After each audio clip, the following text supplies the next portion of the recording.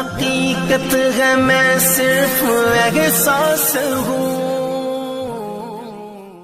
لوگ اپنی زکوٰۃ کو یہ جو کٹ میں ادھر ادھر استعمال کر کے یہ سمجھ رہے ہیں کہ سارے لوگوں کو ہم پیسے یہ کھانا بانٹ دیں تو زکوٰۃ ہو جائے گی. ایک بات یاد رکھیں، اسلام نے صدقے دو طرح کے بتائے ہم کو. ایک صدقہ واجبہ ہے، ایک صدقہ نافلہ ہے. صدقہ نافلہ کسی کو بھی آپ صدقہ کرتے رہیں، مستحق ہو نہیں ہو سب کو آپ دے رہے ہیں، وہ نفل ہے.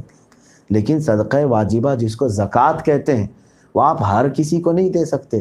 قرآن نے جن کو کہا ہے انما الصدقات للفقراء والمساکین، صدقات واجبہ جو ہیں یہ فقراء مساکین کو، یعنی جن کے پاس نصاب کے برابر مال نہیں ہے صرف ان کو ہی آپ دے سکتے ہیں. نصاب کیا ہے؟ 52.5 تولہ چاندی یا 7.5 تولہ سونا یا ان میں سے کسی ایک کے برابر کی رقم جس کے پاس ہے اس کو مالک نصاب کہتے ہیں.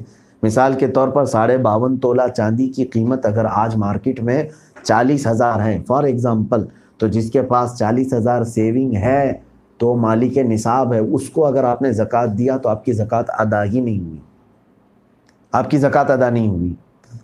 تو مستحقین تک پہنچنا ایک بہت بڑی ذمہ داری ہے. یہ لوگ آسان سمجھ رہے ہیں اور اسی طرح کسی جگہ ایک میلہ لگا کر سب کو بانٹ دیا اور سوچ رہے ہیں زکوٰۃ ادا ہو گئی.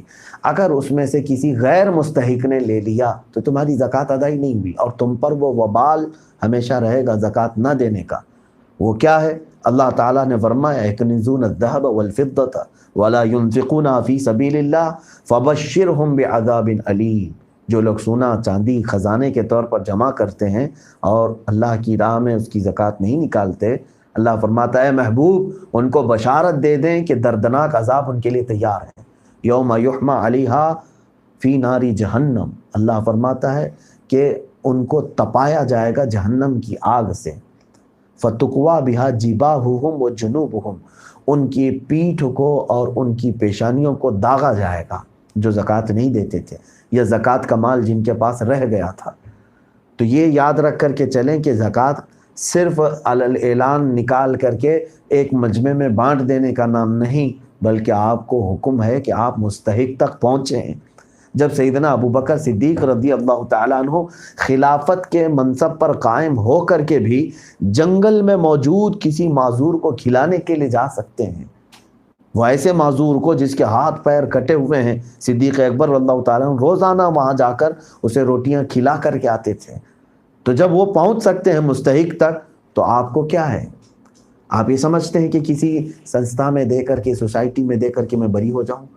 ہاں، میں یہاں پر انکار نہیں کروں گا، آپ اپنی زکوٰۃ کسی معتمد ادارے میں چاہیں تو دے سکتے ہیں جس پر آپ کو یقین ہے کہ یہ مستحقین تک میری زکوٰۃ کو پہنچائیں گے، آپ ان کو وکیل بنا سکتے ہیں.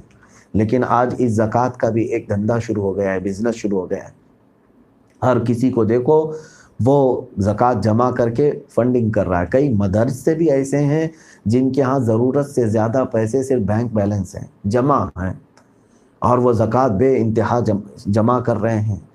میرے عزیزو، یقیناً ہم مدارس کو زکوٰۃ دیتے ہیں، میں اس کا قائل ہوں کہ وہ جس طریقے سے اسلامی علوم پڑھنے والے طلباء کے لیے استعمال کرتے ہیں وہ مسائل مجھے معلوم ہیں.